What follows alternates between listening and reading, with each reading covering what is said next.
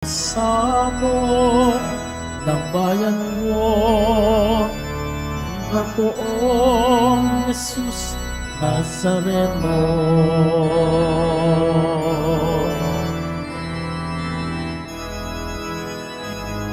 Sinilang na si Jesu Cristo, maghahari siya sa mundo. Santo Niño sasalay tutubos, purihin ang manlubos. Viva poong Jesus Nazareno, awitan papuri, alay namin sa'yo. Dinggin ang talangin at pagsamo ng bayan mo. Viva poong Jesus Nazareno.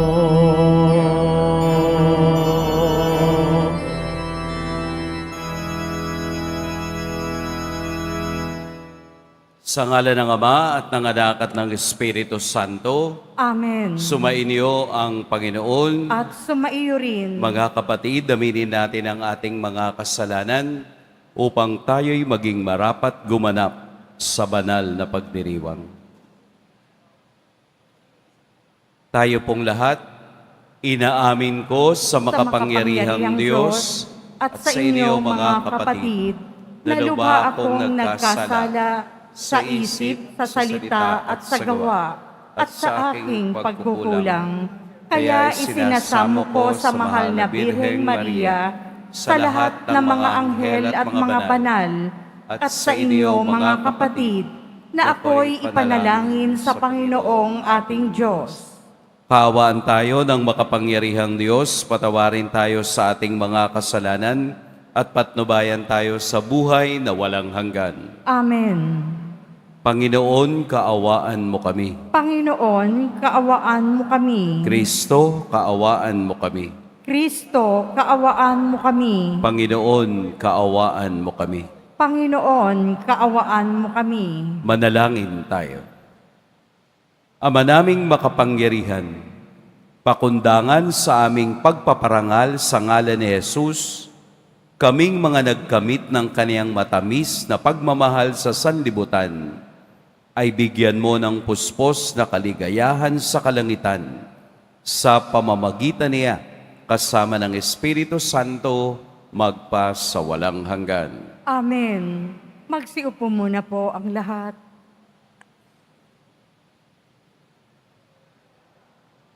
Pagbasa mula sa unang sulat ni Apostol San Juan.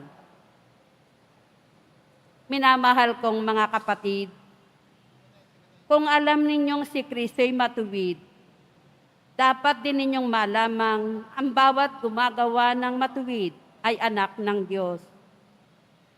Isipin ninyo kung gaano kalaki ang pag-ibig sa atin ng Ama. Tinatawag niya tayong mga anak ng Diyos at yan ang totoo. Ito ang dahilan kung bakit hindi tayo nakikilala ng mga makasanlibutan. Hindi nila kinikilala ang Diyos. Mga minamahal, sa ngayon tayo'y mga anak ng Diyos, ngunit hindi pa nahahayag ang magiging kalagayan natin. Gayunman, alam nating sa pagparitong muli ni Kristo, tayo'y matutulad sa Kanya, sapagkat makikita natin siya sa Kanyang likas na kalagayan. Kaya't ang sinumang may pag-asa sa Kanya ay nagpapakalinis tulad ni Kristo, siya'y malinis. Ang bawat nagkakasala ay lumalabag sa kautusan ng Diyos, sapagkat ang kasalanan ay paglabag sa kautusan. Nalalaman ninyong naparito si Kristo upang pawiin ang ating mga kasalanan at siya'y walang kasalanan. Ang nananatili sa Kanya ay hindi nagpapatuloy sa pagkakasala. Ang sinumang nagpapatuloy sa pagkakasala ay hindi nakakita ni nakakilala sa Kanya. Ang salita ng Diyos. Salamat sa Diyos.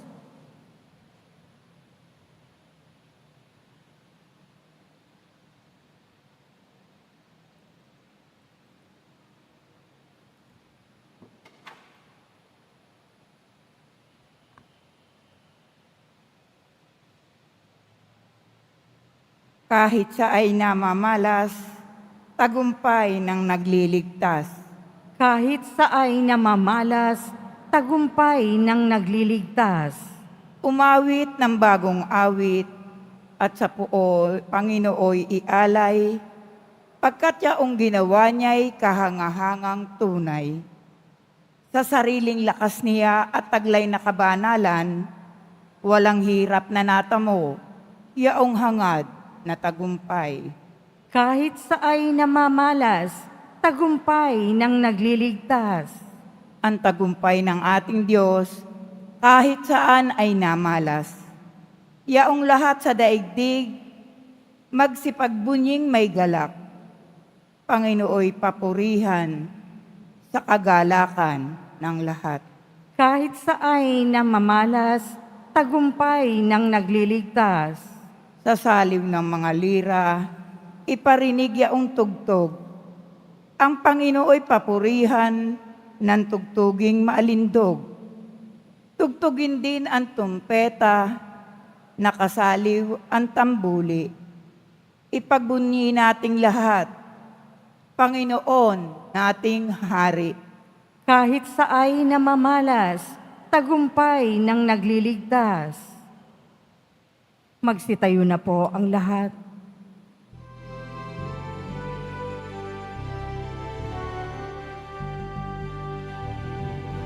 Hallelujah, Hallelujah, Hallelujah, Hallelujah.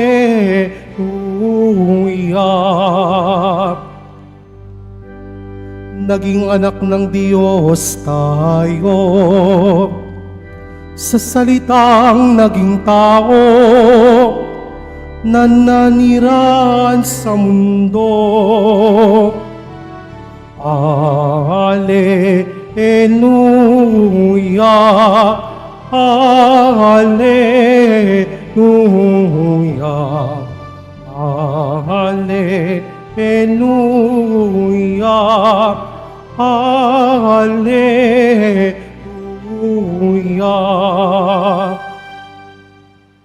Sumainyo ang Panginoon. At sumaiyo rin, Ang mabuting balita ng Panginoon ayon kay San Juan. papuri sa iyo, Panginoon. Kinabukasan, nakita ni Juan si Jesus na lumalapit sa kanya. Sinabi niya, "Ito ang kordero ng Diyos.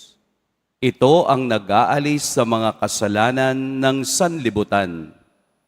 Siya ang tinutukoy ko nang sabihin kong dumarating na kasunod ko ang isang higit sa akin, sapagkat siya na bago pa ako ipanganak.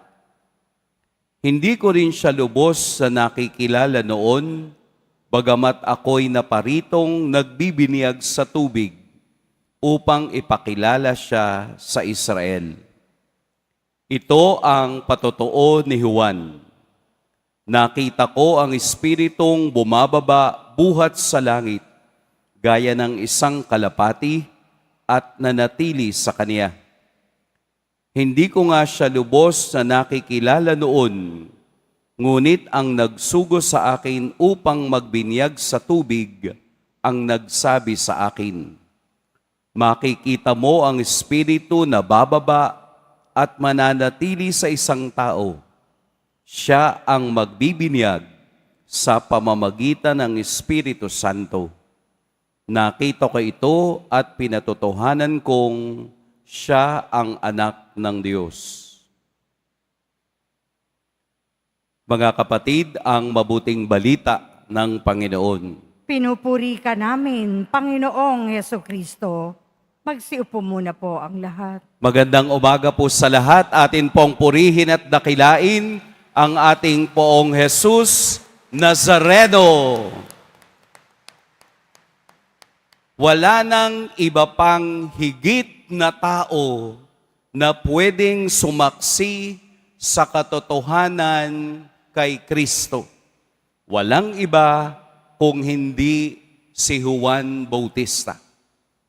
Dahil sa patotoo ni Juan Bautista, naitaas, nakilala, at nagsimula ang pagpapahayag ng mabuting balita. Kung ating narinig na mabuti ang Ebanghelyo, si San Juan ay tinatanong ng mga tao sa kaniyang paligid, "Sino ka ba? Ikaw ba si Elias? Ikaw ba ang bagong propeta? Ikaw ba ang hinihintay naming tagapagligtas?" Sa ganitong punto, maliwanag ang misyon ni Juan Bautista. Ang tinig na sumisigaw sa ilang upang ipaghanda ang daraanan ng Panginoon. Kaya nang nagkita sila, itinuro agad ni Juan Bautista na ito ang kordero ng Diyos. Sa Kanya kayo susunod, sa Kanya kayo magkakaroon ng tunay na kaligtasan. Ang sa akin ay pagbibinyag ng righteousness o kabutihan upang sa Kaniyang pagdating handa tayong sasalubong sa kordero ng Diyos. Bakit kordero? Dahil ang kordero ang pinakamataas na hayop na siyang sinasakripisyo sa templo isang beses sa isang taon. Yung ibang hayop, katulad ng baka, mga ibon, mga kalapati, at mga goat, ay ordinaryong hayop na sinasakripisyo sa templo. Pero si Jesus bilang kordero ng Diyos, kaya po yung ating banal na sakramento ay may kordero sa taas bilang pagpapakita sa atin na wala nang ibang hayop, na isasakripisyo pa sa templo maliban sa sakripisyo ng Lamb of God sa pagkakapako sa krus. Kaya't wala na yung templo, nagunaw na, bumagsak na, dahil isang sakripisyo lamang at wala nang susunod pa, dahil ang pinakamataas na sakripisyo ay nanggaling sa sakripisyong ipinakita ng ating Poong Jesus Nazareno. Wala nang susunod pa at wala nang pinakamataas pa. Kaya tinuturuan tayo sa Ebanghelyo ni Juan Bautista na lahat ng ating gagawin, lahat ng ating iisipin, lahat ng ating inspirasyon, itinuturo tayo sa kordero ng Diyos. Lahat ng ating ginagawa, magsakripisyo ka man, kung wala kang pagsunod sa kordero ng Diyos, nawawala ng saysay ang lahat ng ating paghihirapan. Hindi tayo ang dapat ang nauuna. Hindi tayo ang dapat na nakikilala. Hindi tayo ang dapat na bida-bida. Kahit saan, kahit kailan, ang ating dapat na iwinawagayway ay ang makapangyarihang pangalan ni Jesus kailanman. Sapagkat katulad ni Juan Bautista, palagi siyang nakaturo sa kordero ng Diyos. Si Jesus ang pinakasapat, ang ating Poong Jesus Nazareno, ang pinakamataas na sakripisyo na tinatanggap lamang sa langit. Kaya tayo may banal na Eucharistia upat muling-muli ang pag-aalay ng kaniyang sarili ay ating matanggap at magawa upang ang dugong umagos sa kaniyang katawan ay malinis ang ating mga kasalanan. Si Jesus, wala nang iba. Si Jesus ang patunay na ang pagmamahal ng Diyos ay walang hanggan. Ang lahat ng ating sakripisyo ay kailangang pangalawa lamang sa pagsunod sa kalooban ng Ama. Kung papaanong sinunod ni Jesus ang kalooban ng Ama, tayo rin ay susunod upang maunawaan natin ang plano ng Diyos, ang gusto ng Diyos, ang iniisip ng Diyos sa atin. Itinuturo tayo mulit-muli na wala tayong ibang titingnan, wala tayong ibang gagayahin, wala tayong ibang iisipin kung hindi ang ating Poong Jesus Nazareno. Amen. Pagpalain tayo ng Poong may kapal. Pagsitayo na po ang lahat.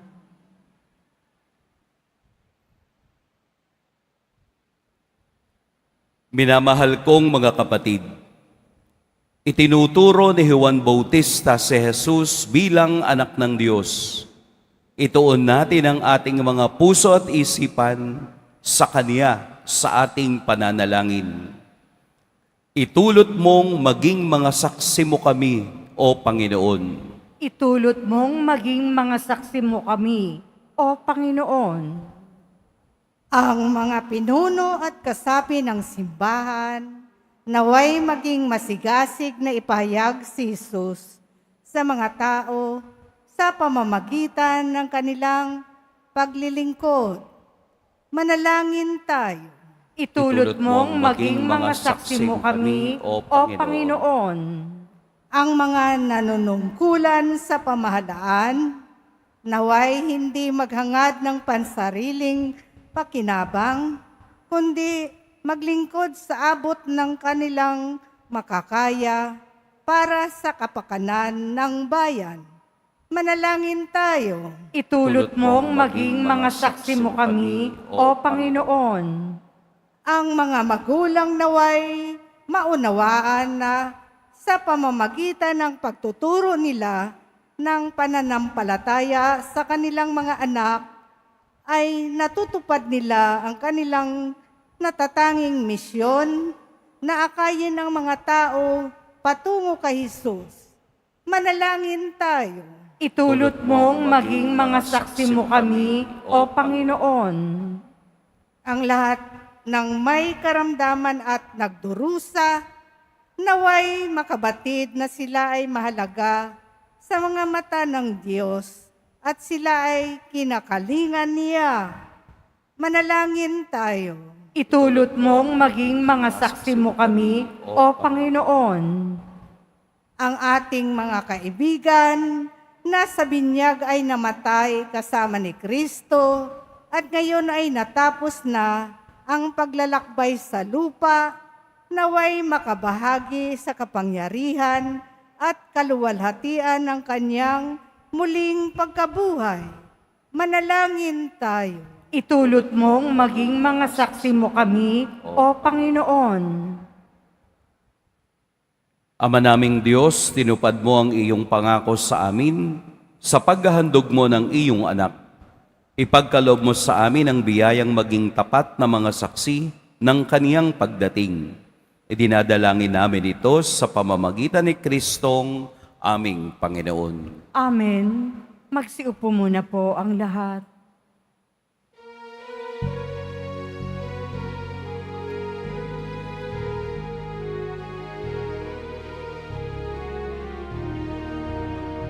Ako ay isang batang pastol na patungo sa Belen. May dala na maialay kay Jesus sa sabsaban.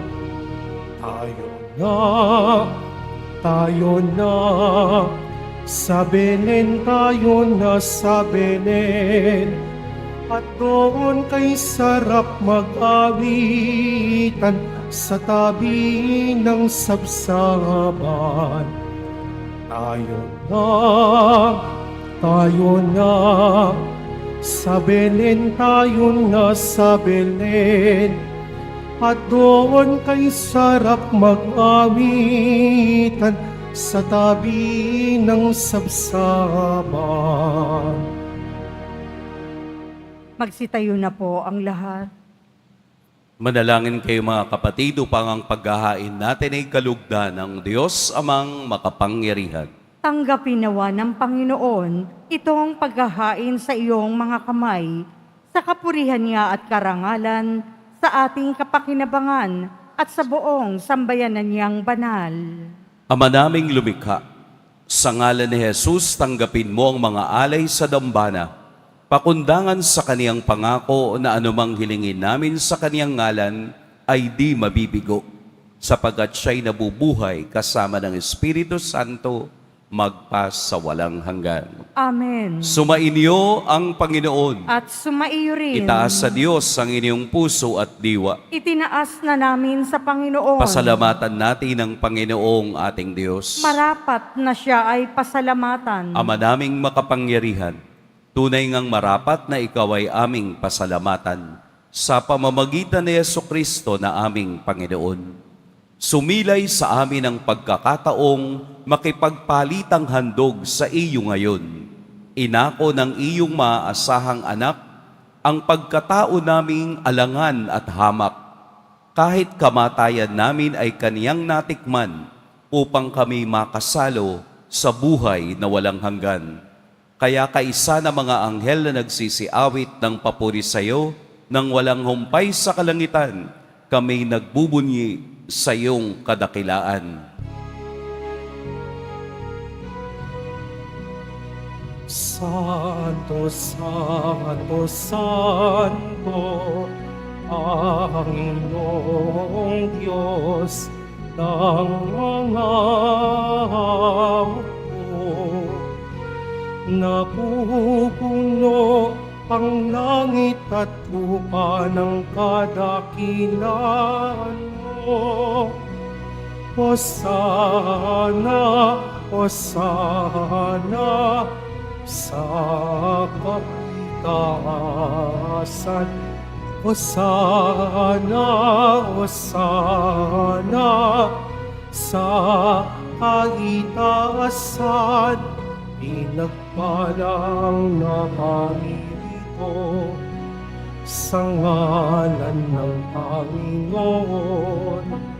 Hosana, Hosana sa kaitaasan. Hosana, Hosana sa kaitaasan. Magsiluhod po ang lahat. Ama naming banal, ikaw ang bukal ng tanang kabanalan. Kaya't sa pamamagitan ng iyong Espiritu, gawin mong banal ang kaloob na ito upang para sa amin maging katawan at dugo ng aming Panginoong Heso Kristo. Bago niya pinagtiis ang kusang loob na maging handog, hinawakan niya ang tinapay, pinasalamatan kaniya, pinaghati-hati niya yun, iniabot sa kaniyang mga alagad at sinabi, "Tanggapin ninyong lahat ito at kanin.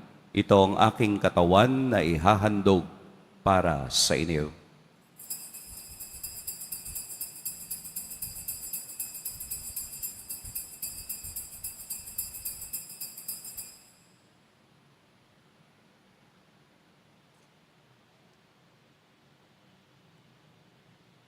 Gayun din naman, noong matapos ang hapunan, hinawakan niya ang kalis, muli kaniyang pinasalamatan, inabot niya ang kalis sa kaniyang mga alagad at sinabi, "Tanggapin ninyong lahat ito at inumin, ito ang kalis ng aking dugo. Nang bago at walang hanggang tipan, ang aking dugo na ibubuhos para sa inyo at para sa lahat, sa pagpapatawad ng mga kasalanan. Gawin ninyo ito sa pag-alala sa akin."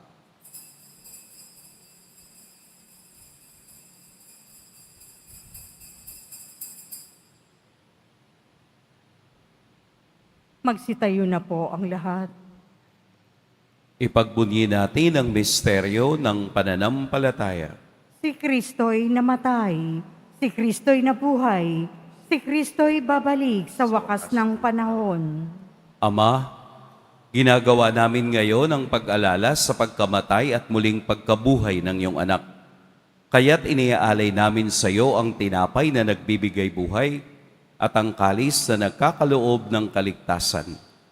Kami nagpapasalamat dahil kami iyong minarapat na tumayo sa harap mo para maglingkod sa iyo. Isinasamo namin kaming magsasalo-salo sa katawan at dugo ni Kristo ay mabuklod sa pagkakaisa sa pamamagitan ng Espiritu Santo. Ama, lingapin mo ang iyong simbahang laganap sa buong daigdig. Puspusin mo kami sa pag-ibig kay San Francisco na aming Papa at ni Jose na aming Obispo at ng Tanang Kaparian. Alalahanin mo rin mga kapatid naming nahimlay nang may pag-asang sila'y muling mabubuhay, gayon din ang lahat ng mga pumanaw. Kaawaan mo sila at patuloyin sa iyong kaliwanagan. Kaawaan mo at pagidapating kaming lahat na makasalo sa iyong buhay na walang wakas. Kaisa ng mahal na Birheng Maria na ina ng Diyos, ng kabiyak ng puso niyang si San Jose, kaisa ng mga apostol ni San Juan Bautista, at ng lahat ng mga banal na namuhay dito sa daigdig ng kalugod-lugod sa iyo, maipagdiwang nawa namin ang pagpupuri sa ikararangal mo sa pamamagitan ng iyong anak na aming Panginoong Heso Kristo. Sa pamamagitan ni Kristo, kasama niya at sa Kanya, ang lahat ng parangal at papuri sa iyo, Diyos Amang makapangyarihan, kasama ng Espiritu Santo, magpa sa walang hanggan. Amen. Amen. Amen. Sa tagubilin ng nakagagaling na utos at sa turo ni Jesus, na Panginoon natin at Diyos, ipahayag natin ng lakas loob.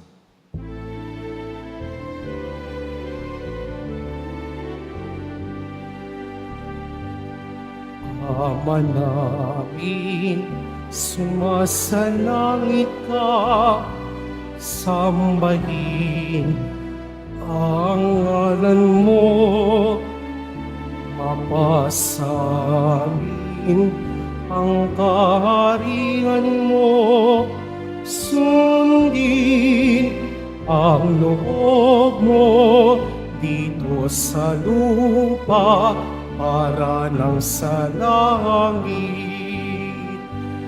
Bigyan mo kami ngayon ng aming kakanin sa araw-araw,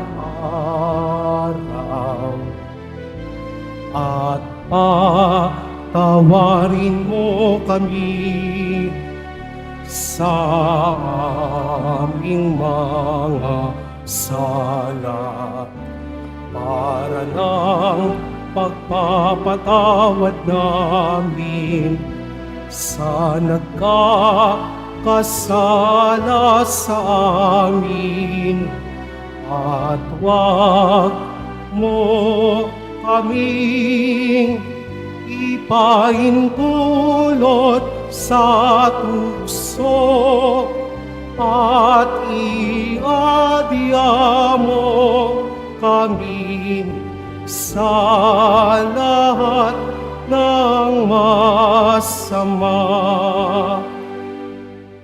Hinihiling namin kami iadya sa lahat ng masama. Pagkalooban ng kapayapaan araw-araw, iligtas sa kasalanan at ilayo sa lahat ng kapahamakan. Samantalang aming pinananabikan ang dakilang araw ng pagpapahayag ng tagapagligtas naming si Heso Kristo. Sapagkat iyo ang kaharian at ang kapangyarihan at ang kapurihan magpakailanman. Amen. Panginoong Jesucristo, sinabi mo sa iyong mga apostol, kapayapaan ang iniiwan ko sa inyo, ang aking kapayapaan ang ibinibigay ko sa inyo. Tunghayad mo ang aming pananampalataya at huwag ang aming pagkakasala. Pagkalooban mo kami ng kapayapaan at pagkakaisa, ayon sa iyong kalooban, kasama ng Espiritu Santo, magpa sa walang hanggan. Amen. Ang kapayapaan ng Panginoon naway laging sumainyong lahat. At sumaiyo rin. Magbigayan kayo ng kapayapaan sa isa't isa. Peace.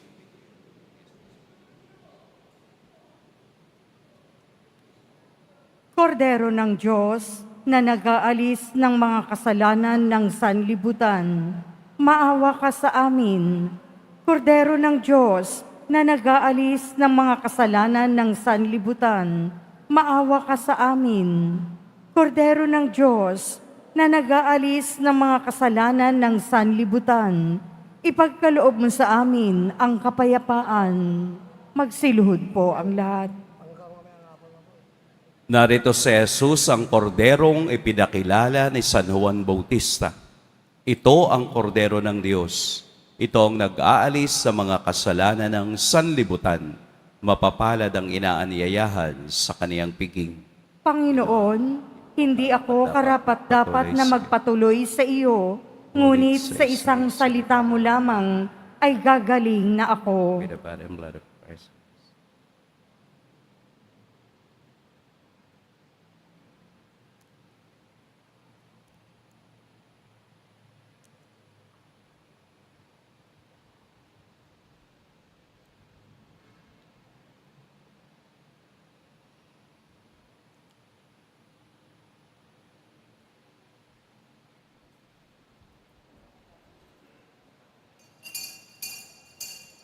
Para po sa lahat ng tatanggap ng banal na komunyon, sasagot po tayo ng Amen. Pagkasabi ng pari o ng lay minister ng katawan ni Kristo at isubo agad sa bibig bago umalis sa harapan ng pari o lay minister. Sumunod po tayo.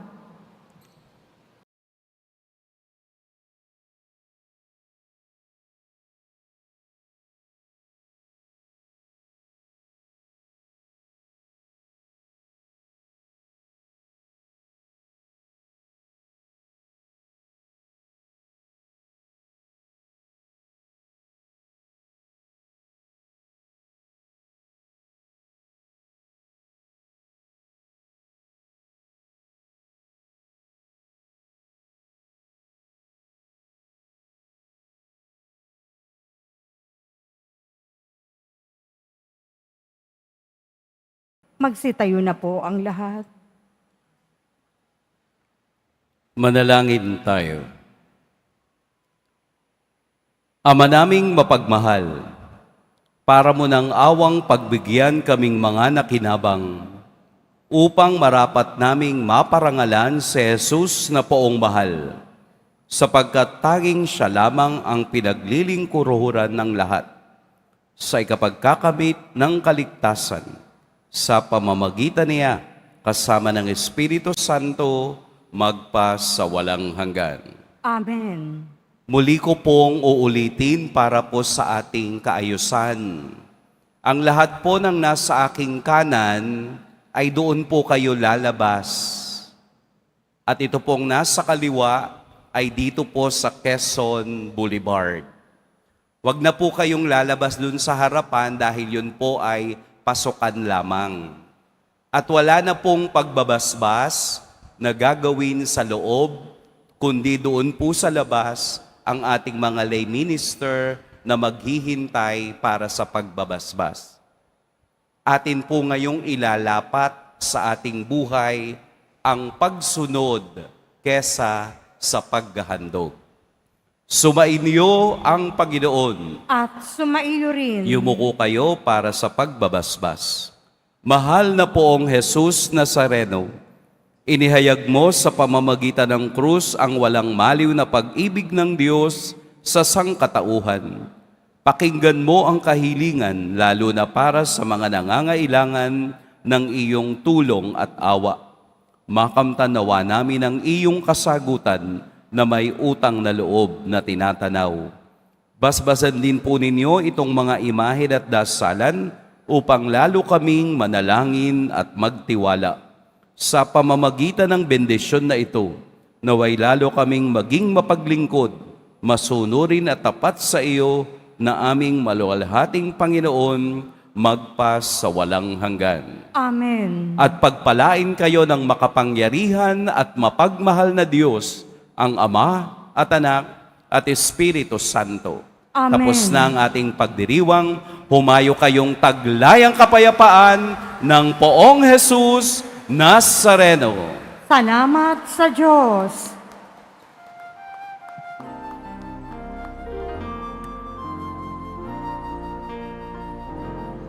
Nuestro Padre Jesus Nazareno, sinasamba ka namin,